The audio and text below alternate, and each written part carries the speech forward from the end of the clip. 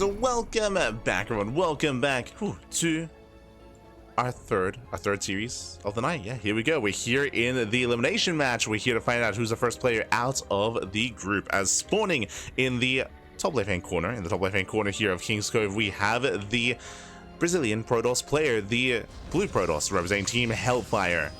It is Sefirofe. And spawning in the bottom right-hand corner, we have the Brazilian Terran player, the red Terran representing also Team Hellfire. It is Firebat. Here we go. And if you're in the chat, you know what time it is. It is Gamba time. Predictions are open. Place your bets on who you think will take the series. Best of luck in the chat as we get into our next series, our next best of 3 of the night. Here we go. We have a Hellfire versus Hellfire, just like previously we had Eximius versus Eximius. The team matches, the team kills, they continue. Let's go. Let us go. Now, coming into this, I do expect something more standard between our players. I say that.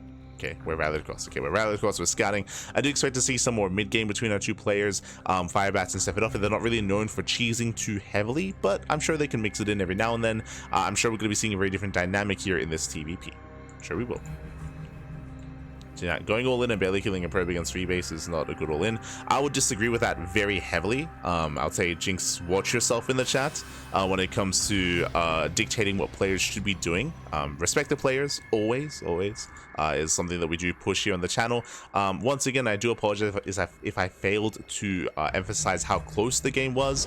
What's important is that in the last game, Adiz's all-in barely didn't work. And when I say barely, even though he didn't kill any workers, he was close to breaking the natural. And once he did break the natural, then he would have killed the natural, killed all the workers. Like, what's important is that it was Shakti that was barely able to defend said base. So I would not call the all-in poor by any means. I would say that it was actually very close. And if you failed to see that, then I do apologize for not conveying the closest of that all-in as heavily. I feel like I did. But yeah. So I do apologize if I was unable to convey that when it came to the previous game. And yeah, this is going to be a proper warning to Jinx, though. So now, we are going to be settling into our game. So far, we have our take of choice, Twilight Council opener here by Sefirofe.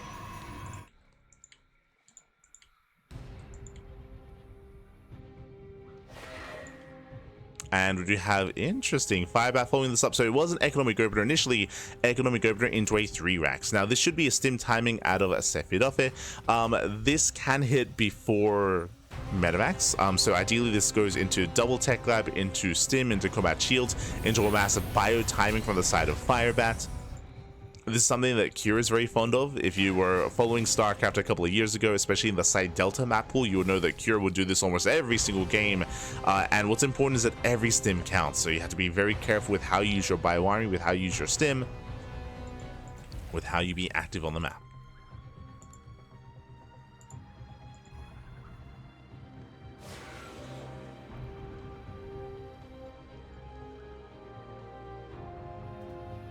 But now that's Firebat. He does overextend. Depths, they do get into the mineral line. Getting an SCV. They get one so far. Yeah, one SCV again. Firebat was able to preserve his workers. So nice control here from our Terran. He will be able to pull back. Does get back to mining. And what's also important here is that I believe Sefirofe failed to scout. He is not aware what's going on. There's that stim timing that we did mention. Again, 3 racks here from Firebat. He's building up his army. And we are waiting for that move out. Now, from the side of Sefirofe, there are a couple of different ways to approach this. The first is a sentry defense, like Mass Blink Stalker sentry defense. The goal would be to force field, and not to zone the army out, but to cut it in half, right? To deal with a portion of the army at a time as it tries to force itself up the ramp. The other way would be a robo-based follow-up into Fast Bay, into Fast Colossus. Colossus completely shuts this down, but that would have been with a robo opener. Because the Twilight Council opener here, he has to be more active on the map instead. I mentioned earlier how the strength of this build comes with stim, and because that you have to be very conservative with how and when you do stim your army. Ideally, if you're Sefirofe, you're active with your stalkers and you want to bait out a stim. You want to slow down the push, you want to bait out the stim in the middle of the map and slow down the army of Firebat. That's the ideal. That's the ideal. That's what you want to be going for. For now, 4-gate blink from Sefirofe. Prism is on the way. Sefirofe, he needs to move out soon. Oh, as the adepts, they do confirm the army. He does see. Does spot the army. One adept does go down. So does the other. Sefirofe, he's aware. At least he should be.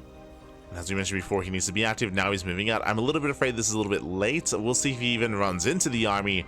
Otherwise, it might end up in a weird base trade as Firebat, he does hug the right-hand side. Sefirofe towards the left-hand side instead.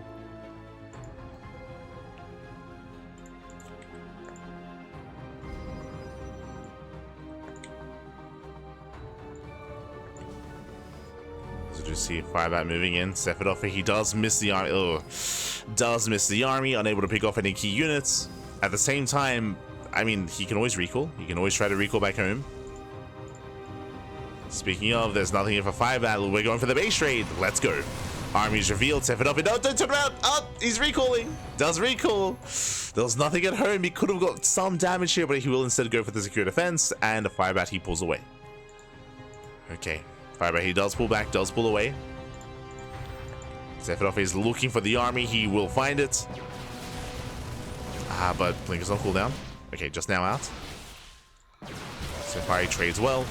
Gets one Marauder. And he will clean this up. Yeah, there's the stem. Has to blink the hell out of here. Doesn't quite blink back. And the Stalkers, they do fall. So a bit of a brutal trade here. But Sefirofe will still come out on top. He still cleans up the entire army. Looking at the trades, that was 5 Stalkers. 5 Stalkers for 4 Marauders. And 15 Marines. But Sefirofe, remember, it's 4-gate blink, so he reinforces across the map. He just keeps on going, and Firebat is in trouble. Now, to defend, we need bunkers. We need bunkers to defend. Without them, this army is just so fragile. Sims in, doesn't get the prism.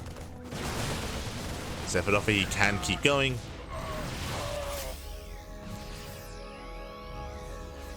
Medivacs have now arrived here for Firebat. But again, pulling off a defense with a 3-axe, because your tank production is so delayed, you do need tanks. Sorry, you do need bunkers, I meant to say. Without tanks, you need bunkers. Otherwise, this army is just so efficient from the Protoss. Speaking of, he gets 1, he gets 2, he gets 3 Marauders. Yeah, the Marauders, they do nothing against this. Mindshot does connect. So far, the blinks are good enough. The Marauders, they do a lot in the back line. No target firing on the Marauders. So they're actually trading quite well for themselves. Oh, the control! The pig on micro. Boys are being pulled. More Stalkers coming in to reinforce. And Firebat, he is barely holding on. Doesn't lose many SCVs either. Now the problem here though is what did he lose in the process? Looking at the trades, that was 11 Marines, 8 Marauders, a Medevac, a Widowmine for 12 Stalkers. He does hold, he does defend, but at a cost. And behind this, Sefirofe, he's on 3 bases. He's on 3 bases, he's on a solid economy.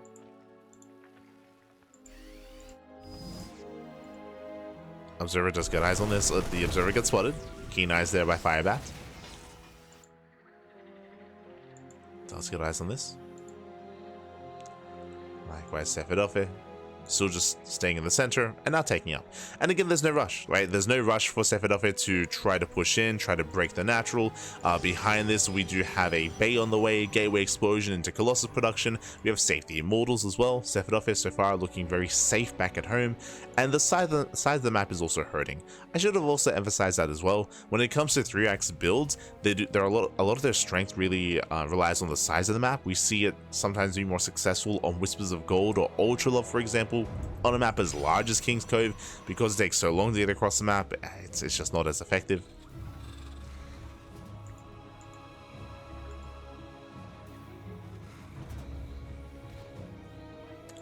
Just not as effective here.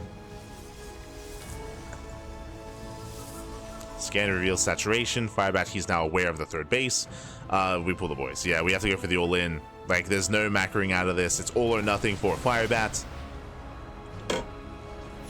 It's going to be on Sefirofe to slow this down and to pick away the Marines, pick away the Marauders. So far, I believe Sefirofe, he did not see the SCVs. He doesn't know how committed this is. And again, he does need to pick away the army. Getting a 4th base. Uh-oh. Sefirofe pulling back. Again, this is maybe best case scenario for Firebat. Is Sefirofe not scouting, not confirming? First Colossus has arrived. We have force fields. Force field's going to be key here. Army stims in. Do get a couple of force fields, running back some of the forces. Colossus does pull away. Vikings, they don't shut it down. Oh my god. Colossus lives. And the Colossus does survive. But alas, no more force fields, and the Marauders, they stim in. They break down the Colossus, they get on top of the Immortals. Again, unfortunately, Sefirofe, he didn't see this coming ahead of time. He didn't know it was an all-in. Does get a second Colossus, though. Up. Does get a second Colossus. Boys being pulled. Again, that one Colossus doing so much here to the army. The army's heavily overstimmed. Sefirofe, he's holding. Yeah, he's holding. He will shut this down. Blinks on forward. Oh, that's a bold blink. But the army has no support. No medevacs, no support. One swipe is all it takes to bring everything down. And GG. GG gets called. Sefirofe, he will hold, he will survive, and he will take game number 1. Whew. GG. And again, that was maybe best case scenario for Firebat. The SVs weren't seen. Sefirofe, he didn't slow down the all-in. Likewise, he was taking a 4th base as well. Sefirofe, he was not as prepared for that, but he did have his Colossus. And with the help of the 1st and 2nd Colossus, did kite very nicely against the Bio army. Did kite well, did defend, did survive. GG. GG, well played. Sefirofe, he does take the 1st game here. And we'll see how Firebat can recover. Now, my biggest concern here, or my biggest gripe here with this initial game here, especially on King's Cove, is the map was working against Firebat. The map was working against him. We speak about this all the time, but on larger maps like King's Cove, like Abyssal Reef, like Neo Violet Square, these all-ins are less effective because it takes even longer to get across the map. But now we have a much smaller map. We're loading into ley lines, so aggression can be more favored here. On the one hand, it's more favored. I don't expect Firebat to do the same build. Like, typically at this level of play, going for the same build multiple games in a row is not ideal, just because now your opponent is more ready for it. Now your opponent is more prepared, mentally, physically. So I would expect to see something a little bit different here from Firebat this time. We'll see what it's going to be. We'll see if he goes something similar, something different, something more aggressive, something more macro-oriented. From the side of Sefirofe, we also didn't get to mention, but he did open 4-gate blink, so he also went for an aggressive build. It's a little bit different though, just because of the mechanic of the Warp Prism, just because it doesn't matter how large the map is, you can still reinforce across the map. But we'll see. We'll see how our players will approach this as we load into ley lines. Again, a smaller map, at least compared to King's Cove. Let's commit to King's Cove. Here we go. As we are getting into our next game and spawning in the top right-hand corner here of ley lines, we have our Brazilian Protoss player leading the series 1-0, 1 game away from making it to the decider match for Team Hellfire. It is Sefirofe. And spawning in the bottom left-hand corner, we have the Brazilian Terran player, the Red Terran, also representing Team Hellfire. It is Firebat. Go.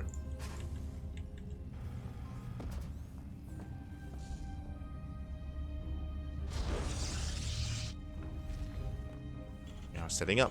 We're settling in. So far so good. No proxies, no racks across the map, not yet. No SCV either. Sefirofe moving out for a scout. And we saw the last game we did have aggression out of Firebat, but again it was a 2-base all-in. It did hit a lot later. Likewise, again, was unscouted for so long as well. The move out was seen, but not how committed the move out was.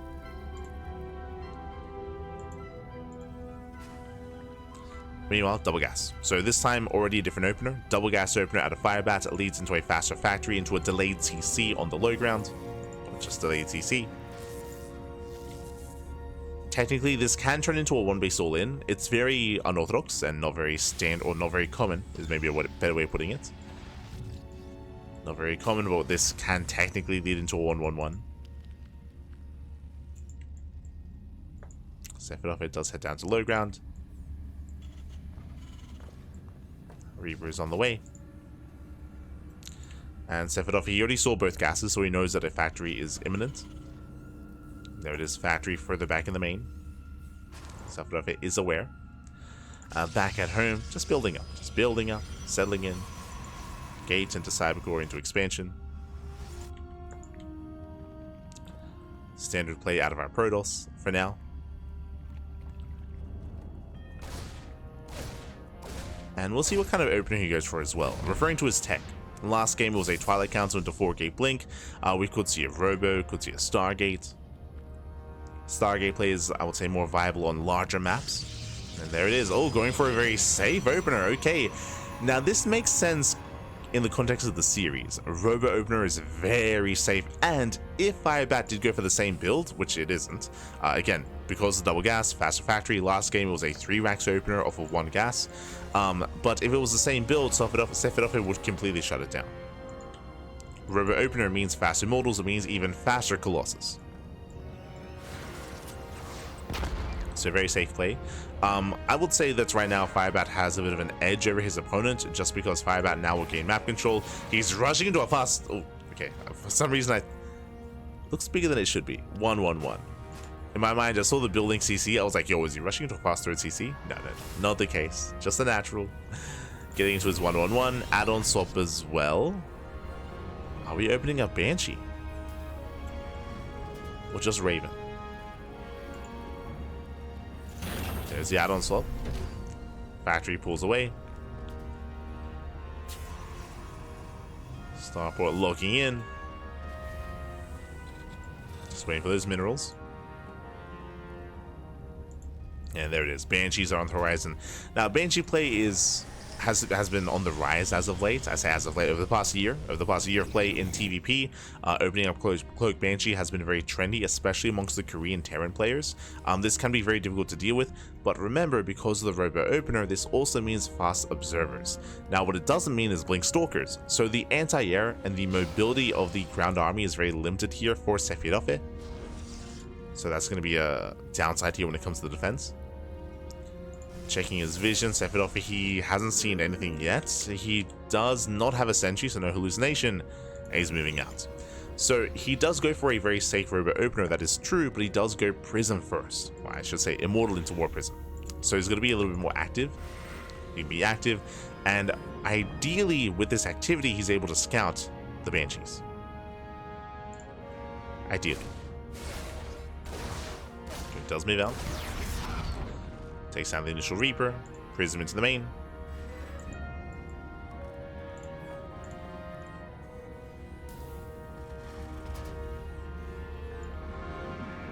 Glorious combat is upon us. Drops on in. Goes to the Cloak. Cloak is not going to be denied. Barely finished in time. Oh my god, so close. We get the mass repair. Cloak will complete, but what's important is he scouted, right? He did scout, he did confirm the researching tech lab that screams Cloak Banshee. So, I mean, now he knows for certain, of course, as Banshees do hit the field. They get across the map. So far, getting 1 probe, but just the one. And Sefirofe he holds. And again, he has no blink, so it's a little bit awkward to try to keep up with the Banshee, but he does warp in, he does reinforce, he has Stalkers in position, the Observer as well, he defends.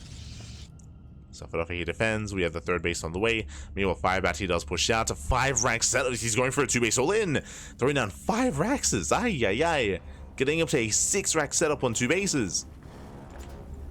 Sefirofe back into the main base, Firebat is across the map. Boys are being pulled, SV's going to be going down. And Sefirofe, he doesn't see everything yet. He does see a racked explosion. Firebat, he commits. He ignores the 3rd. Good choice. He ignores the 3rd base. He's going for the kill. He's going for the natural. SV's going down, delaying some of the production. There's a recall back home. There's that recall. The army does come together. That absolute shade on top of the tank. On top of the bio even. Coming from behind. We get a surround. And with us surround, the tanks, they should fall. He gets 1. He gets 2. He takes out both tanks. Observer moving in. You want Banshee into the main. There is an observer in position. Banshee goes down. 3rd base under fire. We spoke about this, so the 3rd doesn't really matter as much. Remember, it's a 2 base all in. Losing the 3rd base, Sefirofe, he can afford it, and he will not lose it.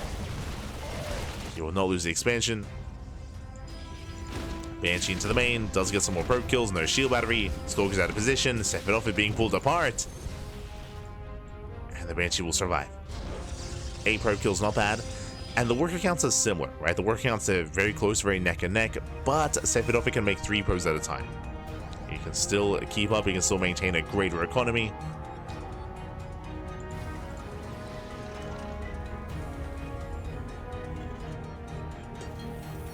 Firebat, he is on 5 Raxes. Building up his bioforces. Just now working on Stim. Stim has still not done, still not begun. And this does feel like a 2-base all-in. I say that just because we could have afforded a faster 3rd base instead of extra Raxes.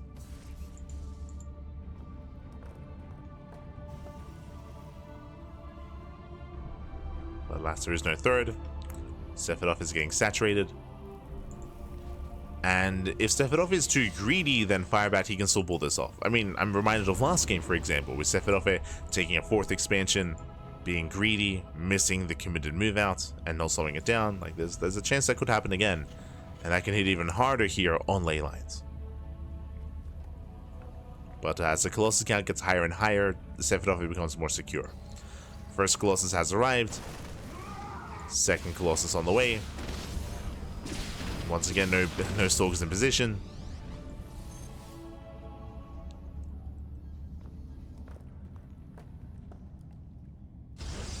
Mine drop on the way as well.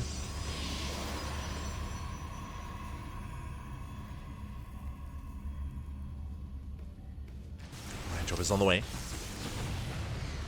Get shut down.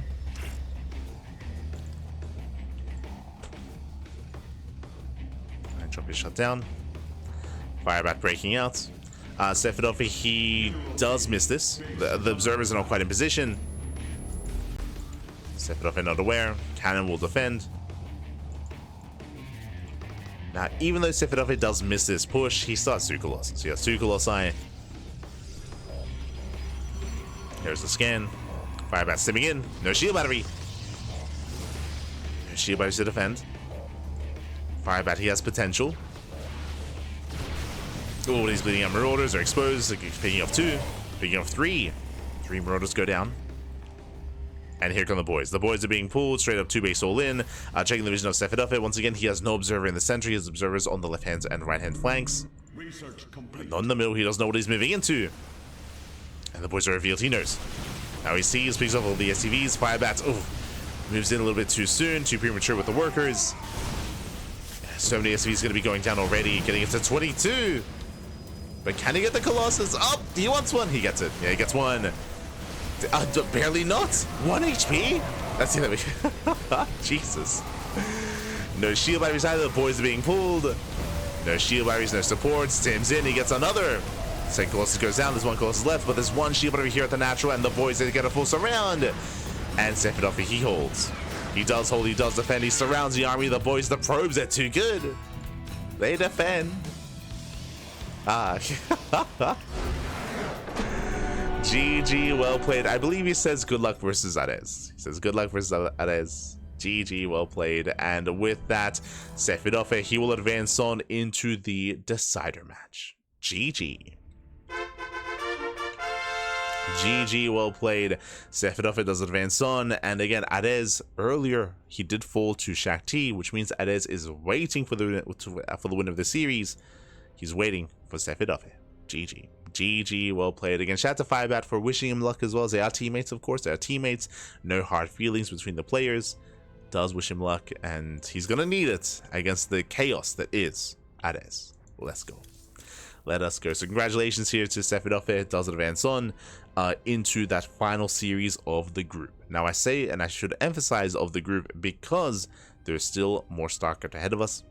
After this group, after Group A, we have Group B. So 2 groups in 1 day. That's a lot of StarCraft. It's a lot of groups. So we'll do our best. We'll try to keep up. We'll do what we can.